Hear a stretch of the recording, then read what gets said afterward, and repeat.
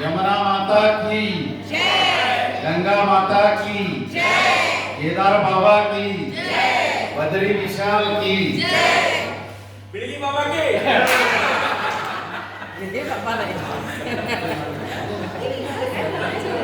Okay.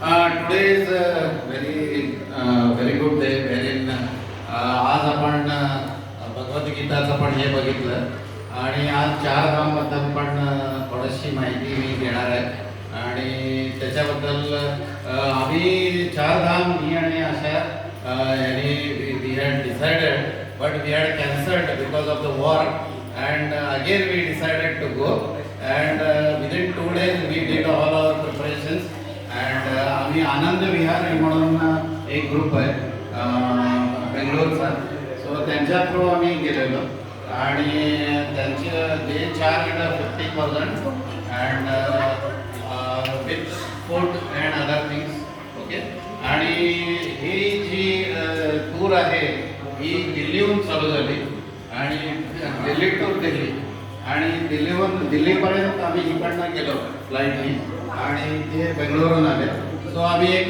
21 जण होतो आणि 21 जणांची ही एक ट्रिप होती आणि खूप छान ट्रिप होती आणि ह्या चार धाम हे एक जे आहे हे तुम्ही तुमच्या जीवमानामध्ये एकदा तरी जाऊन यायलाच पाहिजे okay till you are fit that is very important until unless you are fit please don't venture and it is very dangerous and there are about 100 deaths this time within 1 month in Kedarnath only there are about 63 deaths so because of high altitude and lack of oxygen and other things so you should be very careful that is very important माझं एक advice तुम्हाला सगळ्यांना जे चार धाम पुढच्या वर्षी करायचा विचार करणार आहे त्यांनी मे महिन्यामध्ये जाऊ कारण मे महिना इज व्हेरी आयडियल कारण त्यावेळेला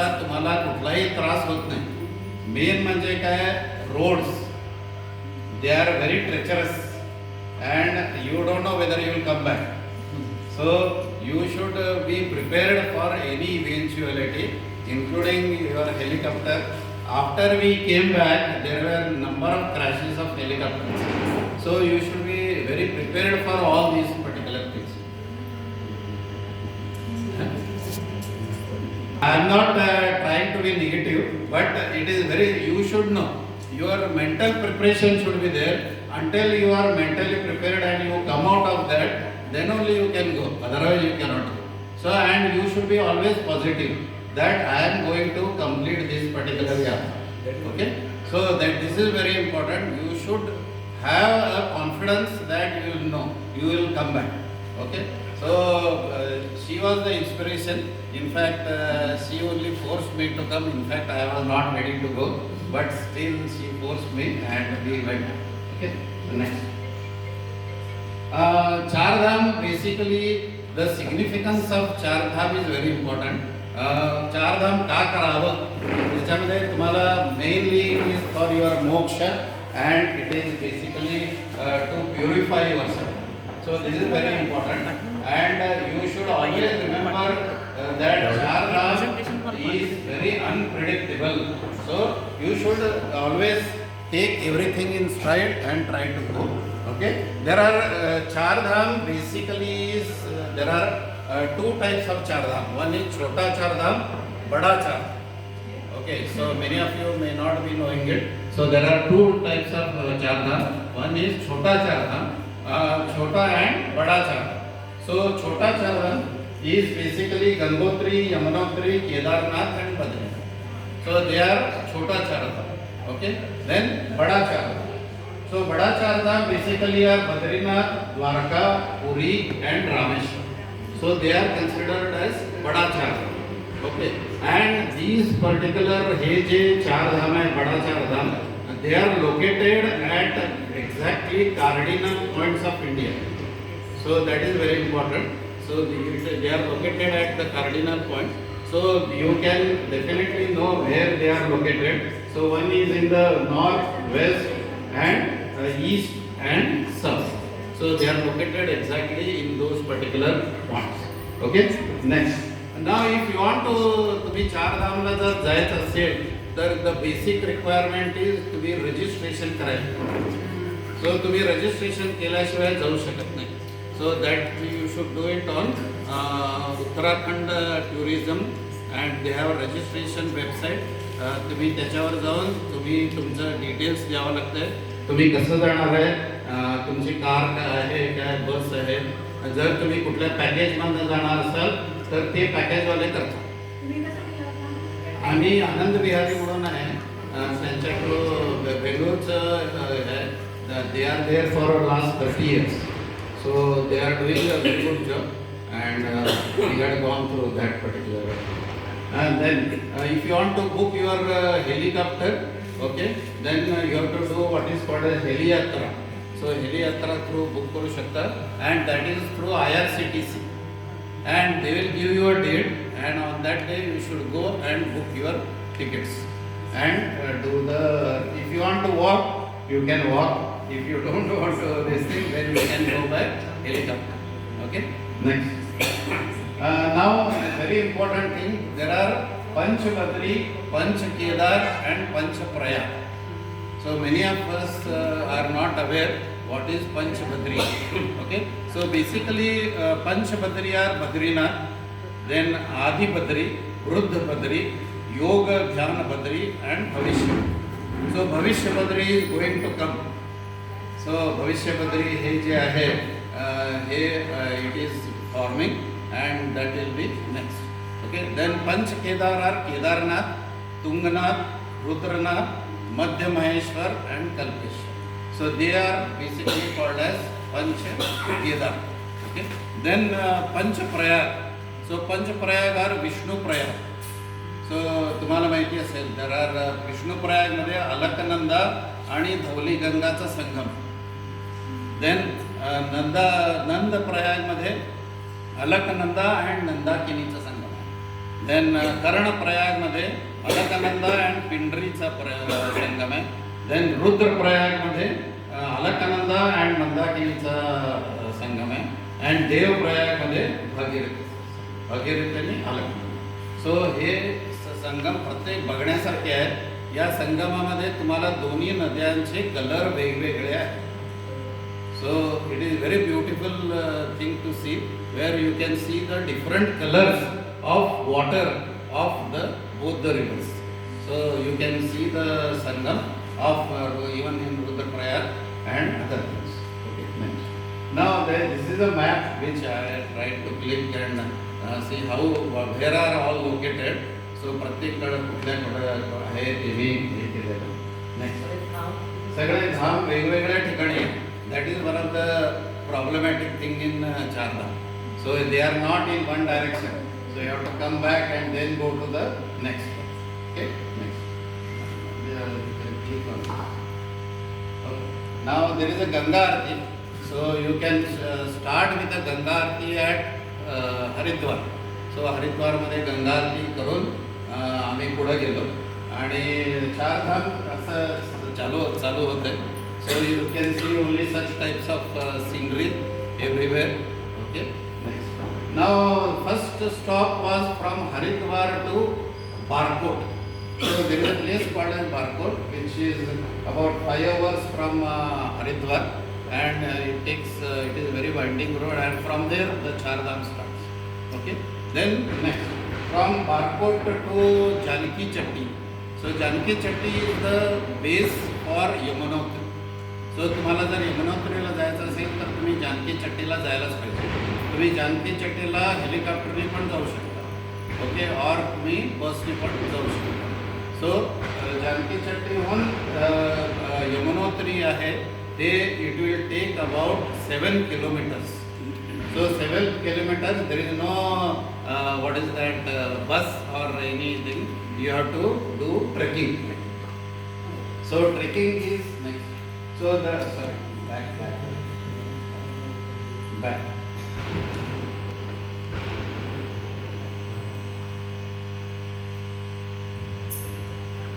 So basically Yamunotri you have to do trekking of about So it is nearly 3,283 meters, and the height is like this. So you can go either by dolly or by walk or by your horse.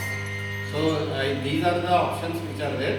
So the total one way is 7 kilometers, coming is 7 kilometers.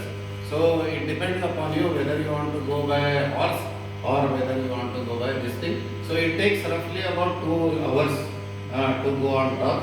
And if you go by dollies are very comfortable, and they charge about 8,000 to 10,000 rupees for going and coming. Okay, next. What is the significance of Yamunotri? Anybody? Yamunotri basically is the origin of Yamuna river, and basically she is sister of Yama. And if you go to Yamunotri, it will avoid untimely death. So that is one of the significance of Yamunotri. And Yamunotri basically you have to, there is no, and see, please remember चार धाम मध्ये चार धाम आहे. चार धाम मध्ये first Yamunotri and Kedarnath हे difficult. Gangotri and Badrinath are easiest. Why? Because the bus will go right up to the temple. So 1 and 3 and 2 and 4. So if you do 1 and 3, you are through, and if you do 2 and 4, they are very easy. So now Yamunotri, see, it is like this, and you have to sit on the dolly, and they will take you. And while going, it is uphill. While coming down, they will run. So when they are running, it is really test that whether they will make you fall or this thing. But it is they are very, very professional. Please remember, what 10,000 we are paying for them is nothing. So they are very professional, and they keep all your their hands and legs properly. And it is very, very difficult until unless you know how to sit on the dolly. So you should know that particular thing. This is the temple of Yamunotri, and it is very beautiful temple, and the Devi is really good, and you have to just understand there is a Surya Kunda and there is a Bhagirath Shila. So Surya Kunda मध्ये तुम्ही एक एवढासा rice घेऊन तुमच्या पुंचुडीमध्ये घालून ठेवला तर ते 2 मिनिटांमध्ये राईस तयार होते. लोक बटाटे घालतात किंवा हे घालतात, and they take it as a prasad to your home. Okay, so that is the speciality of Yamunotri. So and all these particular things, Char Dham, you know, they are open for 6 months and closed for 6 months. Okay, next. Then we come to next dham, that is from Barkot we come to Uttarkashi. Oh, Uttarkashi is very beautiful, and Uttarkashi मध्ये Kashi Vishwanath temple आहे, आणि there is a what is that Trishul of Devi. It is a very big Trishul, and they have tried to remove that Trishul, but they are not able to remove it. And the Kashi Vishwanath temple is very beautiful, आणि त्याच्यामध्ये तुम्ही जाऊन दर्शन वगैरे घेऊन तिकडनं उत्तर काशीहून तुम्ही गंगोत्रीला जाऊ शकता. So you have to come to Uttar Kashi, आणि उत्तर काशीहून you have to go to Gangotri. Basically Gangotri is about 3,500 meters. And गंगोत्रीला राईट टेम्पल म्हणजे अराउंड 2 किलोमीटर शंकराचं त्रिशूल आहे, आणि तिकडनं basically Gangotri is very important because तुम्हाला गंगा नदीचा उगम माहिती असेल. So it is Gomukh. So there is a Gomukh glacier, आणि गोमुख ग्लेशियरमधनं गंगा नदीचा उगम होतोय. सो तुम्हाला जर गोमुखला जायचं असेल तर तुम्ही 17 किलोमीटरचं ट्रेकिंग करावं लागतं. So from Gangotri to Gomukh. So that is slightly difficult, but many people go up to Gangotri, आणि गंगोत्रीला जाऊन तुम्ही दर्शन घेऊन गंगामातेचं तुम्ही हे करू शकता. तिकडं तुम्ही तुमचे बाटली वगैरे घेऊन गेला असेल तर त्याच्यामध्ये पाणी बिणी भरून घेऊन येऊ शकता. So that is a very, and the water is ice cold, so you cannot even touch the water in that particular thing. So it is the Gangotri, which is this is a Gangotri. You can see the flow of river of so it is very means even if one thing falls, it will not come back. Okay, next. So this is Gangotri temple. Gangotri temple is also very beautiful, and darshan is there, and you have to see the Lord. Hindi English Marathi कुठलीच भाषा धरून Now from this is second dham. From Ganga, from if you now we go to the third dham, that is Kedarnath. So if you want to go to Kedarnath, you have to come to one place called as Sitapur. So Sitapur is the base camp for going to Kedarnath. And Kedarnath ला जायला तुम्हाला सीतापूरला उत्तरकाशीहून यावं लागते आणि तिथं तुम्ही थांबून there are basically केदारनाथला जायला different ways आहेत. एक म्हणजे चालत जाऊ शकतात, सेकंड म्हणजे घोड्यावरनं जाऊ शकतात, थर्ड म्हणजे पिट्टू म्हणजे पाठीवर घेऊन जातात तुम्हाला. So the third one is fourth one is helicopter. So they are the different ways and there are different charges for these particular things. Okay. Kedarnath and Badrinath will be taken by Sir. I will take only 2 minutes. I will give you the significance of this yatra. Your time starts now. I will take only 2 to 3 minutes. See, Hinduism बहुत पुराना है. Sit ma'am. 2 minutes means it may go to 3 minutes. I think I will take it. I will take that. I'll just it will make it more interesting. Now see, Hinduism is an ancient dharma, you know. Sanatana dharma is very ancient. काय झालं होतं around 3-4-5,000 years back, Hinduism मध्ये श्रुती आणि स्मृती two things are there. Shruti is our Vedas, Bhagavad Gita and all. Then Manusmriti came in between.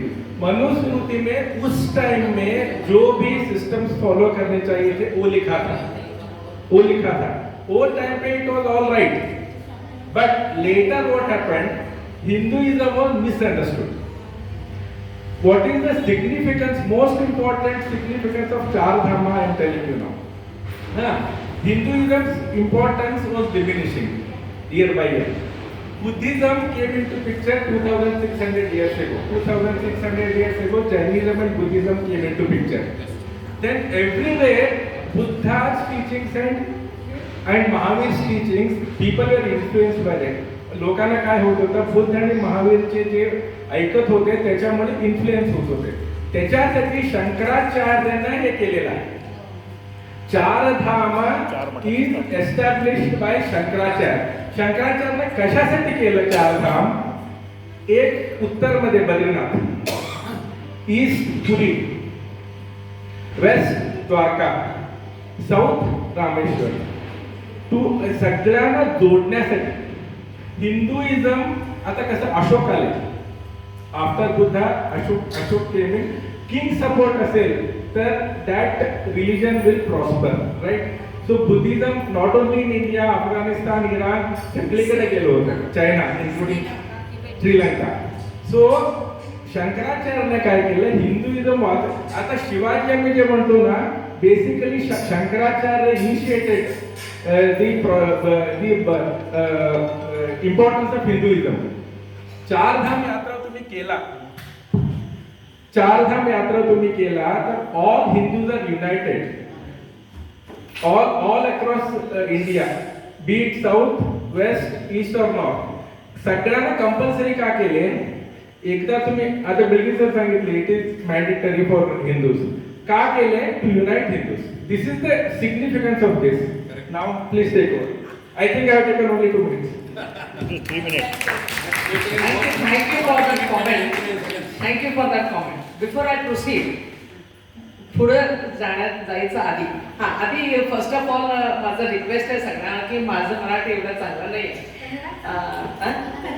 असं ते पण असं ते शक्यतो मी मिक्स करून मग सांगते आहे सगळी भाषा बोलावं. सगळी भाषाचं मिक्स करून सांगते आहे आणि कुठं कुठं ते फ्लो येते कारण मला माहिती आहे की खूप जण इथं मराठी समजणारे जास्त आहे आणि सगळ्यांना हिंदी पण मिक्स करू शकते but I will just bear with me असं सांगायचं माझा उद्देश आहे आणि मेन म्हणजे आता ह्यांनी एक हे सांगितलं चारधामचं सिग्निफिकन्स कशासाठी शंकराचार्यांनी केलेलं आहे हे अगदी करेक्ट आहे कारण तिथं आता केदारनाथचं जे आता मी सांगते आहे ते it is established by Shankaracharya बद्रीनाथचं जे आम्ही आपल्याला जाणार आहे तिथं व्हर्च्युअली ते सुद्धा आम्हाला आता शंकराचार्याने स्थापित केलेलं आहे मॉडर्न टाईममध्ये काय म्हणते मी म्हणजे शंकराचार्यांनी आता एडी नंतर आलेले आहे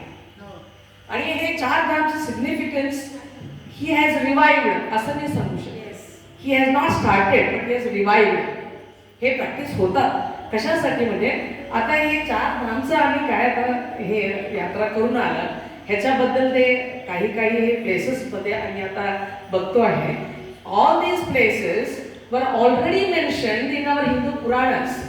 Puranas have come before AD. Puranas are the scriptures which have come before AD.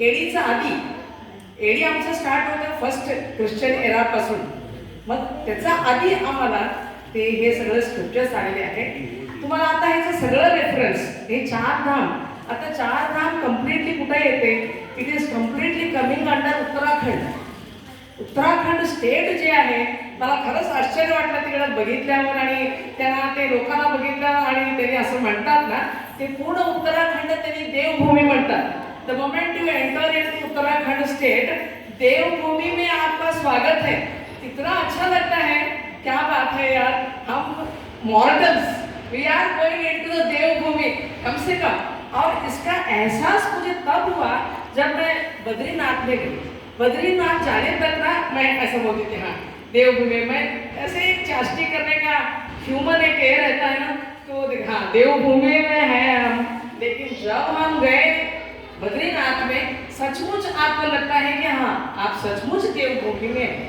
ये एक्सपीरियंस है अभी भी मेरे बदल के कांटे ऐसे उभर आते हैं तो they are the experiences that we actually have और अब मैं बता रही थी कि इसका रेफरेंसेस जो है पूरा स्कंद पुराण में आपको मिलता है पूरा महाभारत में मिलता है recently I have read Mahabharat में एक तीर्थ यात्रा एक उसका एक ये आता है चैप्टर वो पूरा इसमें ये जो भूमि इसमें ये जो टेम्पल्स है जो जगह है जो हम पूरा नहीं जा सकते हम लोग लेकिन जो जगह है वो सभी उसमें मेंशन है सभी के पीछे एक न एक ऐसा एक पुराणिक एक कथा है या उसका इसका एक महत्व है अभी हम अब तक गंगोत्री का देखा हमने आपने गंगोत्री का फ्लो भी देखा इतना फ्लो रहता है कि आप पानी ऐसा हाथ से टच नहीं कर सकते कितने लोग लेकिन लोगों की भक्ति कैसे है श्रद्धा कैसे है सनातन धर्म की शक्ति आप वहां देख सकते हैं लोग ऐसे ठंड पानी में जो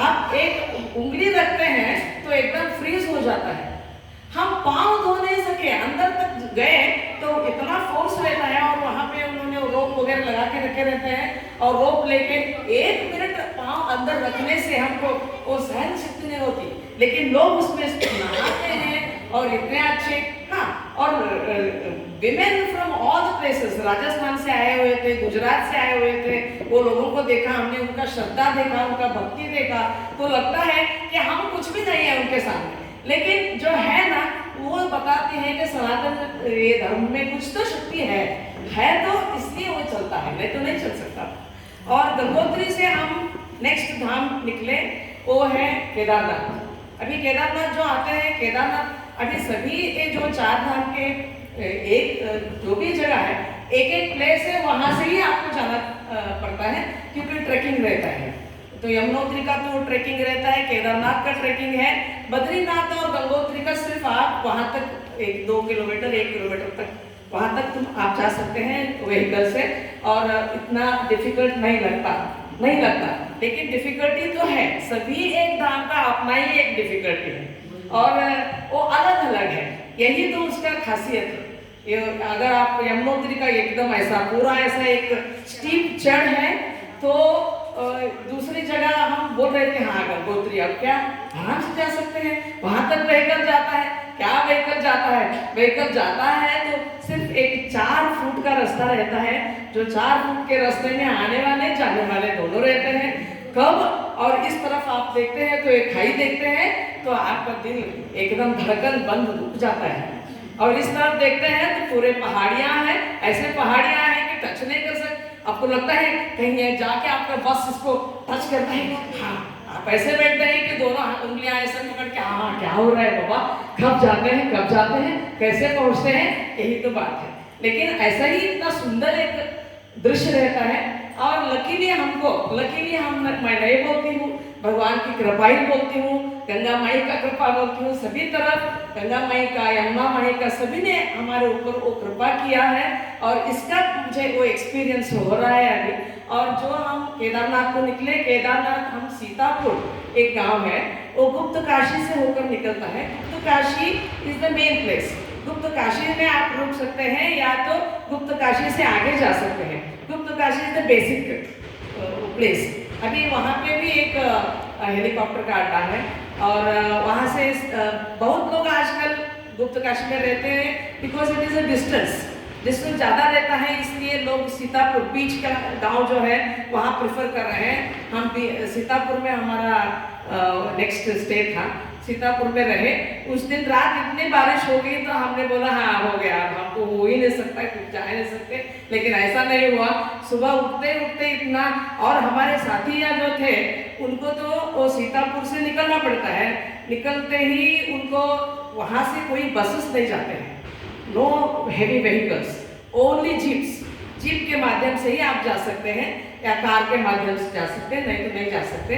Sonprayag is the next place from where we are going to go to Kedarnath. Sonprayag जाना है, और सोनप्रयाग से गौरीकुंड जाना है। गौरीकुंड से ट्रेकिंग शुरू होता है, और पूरा ये जो है लगता है सिर्फ एक 7-8 किलोमीटर का रास्ता है। ये 7-8 किलोमीटर का रास्ता 4 घंटा लगता है। ये इसका ये है, एक तो वहाँ ट्रैफिक भी बहुत रहता है, दूसरी बात है तो छोटा एक 4 किलोमीटर का रास्ता, उसमें ही एक साइड फुल पार्किंग रहता है, और दूसरे इसमें जाने आने वाले, if it starts raining finished, आप सोच भी नहीं सकते अब क्या करना है, और घंटों तक वहाँ पे रहता है ट्रैफिक जाम। वहाँ से निकल के फिर आपको गौरीकुंड जाना है। गौरीकुंड से ट्रेकिंग शुरू होता है, जिनको ट्रेकिंग करना है उन्हें ट्रेकिंग करना है। वो 21 किलोमीटर्स जाना, 21 किलोमीटर्स आना एक ही दिन में। ट्रेकिंग वालों को नहीं होता है, उनको रुकना ही पड़ता है केदारनाथ धाम में, नहीं तो जो हेलीकॉप्टर से जाते हैं सुबह जाके वो शाम तक आ सकते हैं। और जिनको खच्चर या डोली, ये दोनों ऑप्शन भी है, खच्चर और इनके साथ भी जा सकते हैं, नहीं तो एक और एक पिट्टू उनके बताया। पिट्टू यानी एक बास्केट रहता है, बास्केट में बैठना रहता है, एक आदमी आपको लेके जाता है। भले ही आपको लगता है what A inhuman practice, but इस बार मुझे लगा, पहले मैं ऐसे ही बोलती थी, लेकिन आजकल वहाँ देखने के बाद मुझे लगा कि वो उनका लाइवलीहुड का जरिया है, लाइवलीहुड का जरिया है। बहुत एक नेपाली लोग रहते हैं और इतने केयरफुली वो जाते हैं, देखकर ही वो देखना ही एक उसका महत्व है, हमको समझ में आता है हाउ इज लाइफ। हम जहाँ पे हैं कितने सुखी हैं, हमें कोई भी प्रॉब्लम नहीं, लेकिन ये लोग रहते हैं पहाड़ियों में, कैसे ये करते हैं, और एक एक मिनट में भी आप डोली में बैठे हो तो भी आपको दिक्कत रहता है, पिट्टू में बैठे हो तो भी दिक्कत रहता है, हेलीकॉप्टर में है तो भी दिक्कत रहता है, क्योंकि हेलीकॉप्टर कब बंद होता है मालूम नहीं होता। ढग आए, बारिश शुरू हो गई, क्लाउड्स आए, एकदम बंद हो जाता है, और वहाँ पे लाइन लग जाती है। हमारे 12 बजे का हमारे स्लॉट दिया हुआ था, हमें 4 बजे उन्होंने छोड़ दिया। हाँ, ऐसा ही प्रॉब्लम है, दೊಡ್ಡ ಪ್ರಾಬ್ಲಮ್ ಆಗ್ತದೆ, ಯಾವ್ದು ಹೆಂಗ್ ಪ್ರಾಬ್ಲಮ್ ಆಗ್ತದೆ ಹೇಳಕ್ ಬರೋದಿಲ್ಲ। This is what is the speciality of the thing. So Kedarnath हम लोगों को लकीली भगवान भोलेनाथ का वो आशीर्वाद हुआ था कि वही मुझे बहुत डर था, लेकिन वही हमको एक सोच हो गया, हेलीकॉप्टर मिल गया हमको, हम हेलीकॉप्टर से गए। हमारे जो साथ जो आए थे बहुत लोग, वो खच्चर से और डोली से वहाँ पे गए और हम 1 नाइट वी स्टेड देयर। और भगवान जब हम वहाँ पे जाते हैं, मौसम भी इतना अनसर्टन रहता है, गए कभी उतर हेलीकॉप्टर से उतरे हम आधा किलोमीटर, हमने बोला ना सिर्फ आधा किलोमीटर का रास्ता हमें वॉक करना रहता है, आधा किलोमीटर नहीं जा सके हम, उसके लिए हमें 1 घंटा लगा आधा किलोमीटर जाने के लिए, क्योंकि सांस रुकता है। मुझे लगता है इसने इन्होंने बताया था मुझे, वो भी मेरे दिमाग में था, तो वो भी देख रही थी मैं। लेकिन ऐसे ही एक अपने कैंफर उनके बारे में उन्होंने बताया था, वो भीम कापूर हम लेके गए थे और उसको सूखते सूखते और वहाँ तक गए और हम उतरते ही बारिश शुरू हो गया हमको, और बारिश शुरू हो गया 2 घंटे तक इतना भीषण बारिश था, कुछ भी नहीं कर सके हम। लेकिन फिर भी हम शंकराचार्य वहाँ पे देखने की जो प्लेसेस है, एक तो भीमशिला है। भीमशिला 2013 में जो उत्तराखंड में बहुत बारिश हो गया है, आपने सब सुना होगा, पिक्चर भी देखा होगा, वो बहुत बड़ा भीमशिला है पीछे इसमें, आप लोग उसको पूछते भी हैं। वो भीमशिला और शंकराचार्य जी ने इसको स्थापित किया है, इसलिए मोदी गवर्नमेंट ने बहुत कुछ किया है उत्तराखंड में, आजकल देखने लायक है सब कुछ। और जब आप जाते हैं बहुत सुंदर, और शंकराचार्य की मूर्ति भी है वहाँ पे, और एक है भृकुंड भैरव बोल के और एक टेम्पल है जो केदारनाथ का जो चोटी है उससे भी आगे है और उससे भी हाइट पे है, वो हम नहीं जा सके because it was raining and और बहुत उतना ट्रैकिंग हमसे नहीं हो सकता है बोल के हमने छोड़ दिया उसको। लेकिन ये 3 जगह हमें देखने लायक है वहाँ पे। वहाँ पे मंदाकिनी नदी रहता है, मंदाकिनी नदी फ्लो होती है, बहुत सुंदर, इतना सभी चोटियाँ देखते ही, उनके स्नो पॉइंट्स देखते ही सब कुछ हम भूल जाते हैं। और रात को हम एक स्पर्श पूजा बोल के एक टिकट लिया था हम सब लोगों ने। वो स्पर्श पूजा में 11 बजे से 4 बजे सुबह, रात 11 बजे से 4 बजे तक वो पूजा रहता है, और सभी को जो भी वो पूजा लेते हैं वो टिकट लेते हैं, ये सब टिकट पे चलता है वहाँ पे। और हम जाके वो स्पर्श कर सकते हैं, भगवान का वो लिंग है जो उसे स्पर्श कर सकते हैं। ऑलरेडी सर ने बताया 5 केदार है, तो स्टोरी तो आपने सब सुना होगा कि हाँ शॉर्ट टर्म ನೀನು ಎರಡು ಧಾಮ ಇದೊಂದು 2 ಧಾಮ ಹತ್ರ ಯಾರು ಓಕೆ ಆಯ್ತು ಲಘುನೇ ಮುಗಿಸ್ತೇನೆ।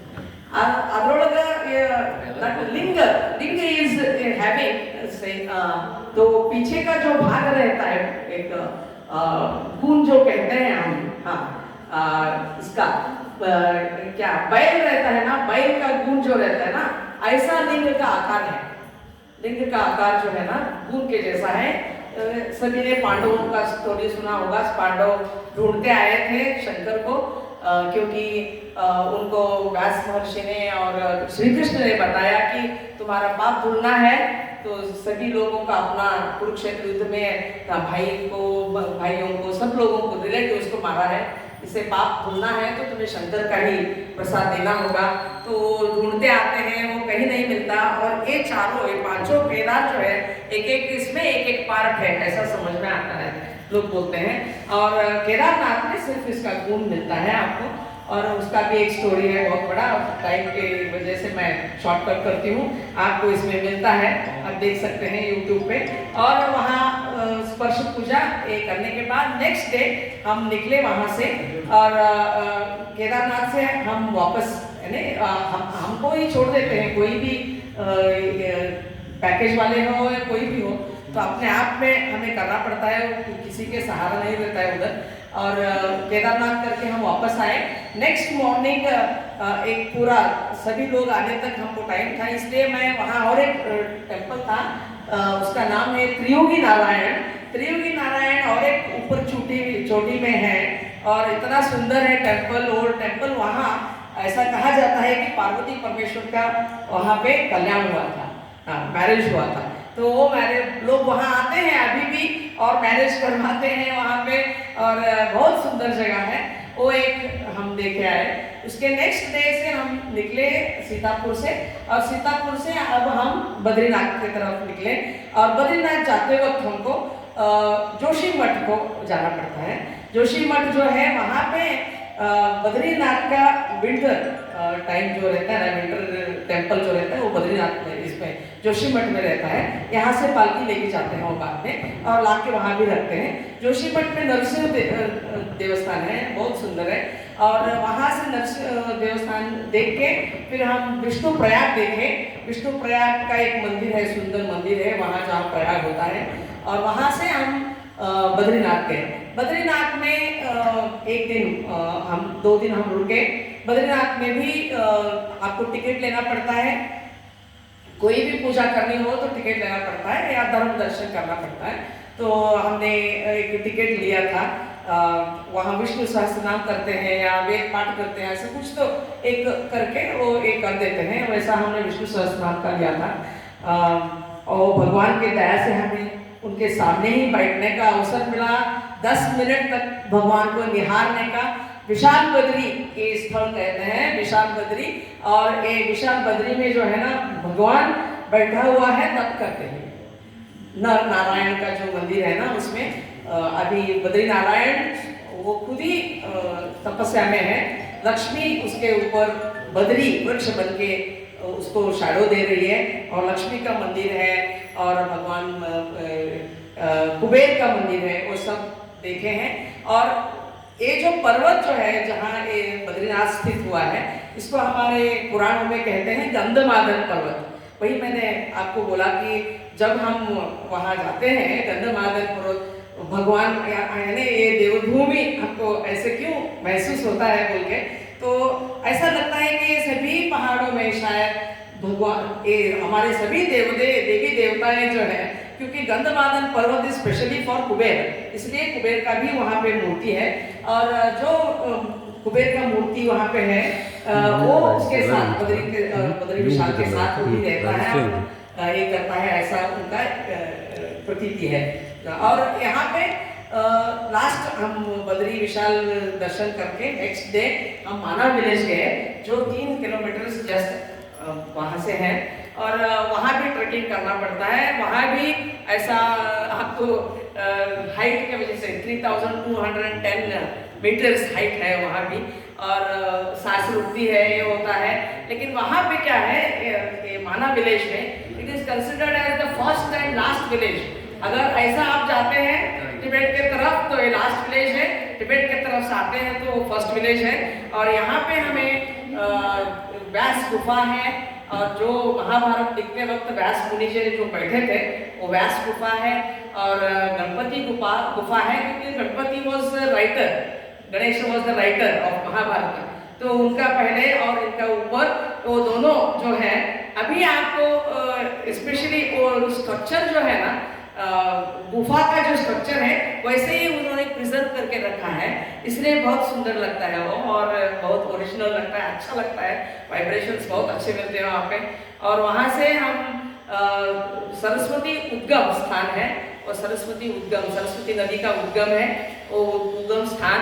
वहाँ पे तो आपका सरस्वती नदी को ऐसे निहारते ही आप रह जाएंगे जब देखते हैं, इतना सुंदर दृश्य रहता है, और वो पानी का ये देख के वहाँ से निकलने का मन भी नहीं लगता। और मानस सरोवर से भी ज्वाइंट होके पानी आता है वहाँ पे। और लास्ट में स्वर्गारोहण द्वार, क्योंकि पांडव वहाँ से ही स्वर्गारोहण गए, एक उनका ये है। और वो जो वहाँ पे अभी फिर से मोदी जी ने सभी स्टैचू वगैरह बना के बहुत सुंदर कर दिया, वो सब ये सब देखें। और वहाँ से बद्रीनाथ से हम वापस निकल पड़े नेक्स्ट डे आते वक्त हम बाकी तीनों प्रयाग देखें, कर्णप्रयाग प्रयाग, नंद प्रयाग और देव प्रयाग। और वहाँ से हम हरिद्वार पहुँचे, और ये हमारा बहुत सुंदर अद्भुत एक्सपीरियंस, ब्यूटीफुल यात्रा रहा। और जो भी जाना चाहते हैं मैं उसके लिए शुभकामना करूँगी। 1 साल पहले आप इसका प्लान कर दीजिए। Thank you very much.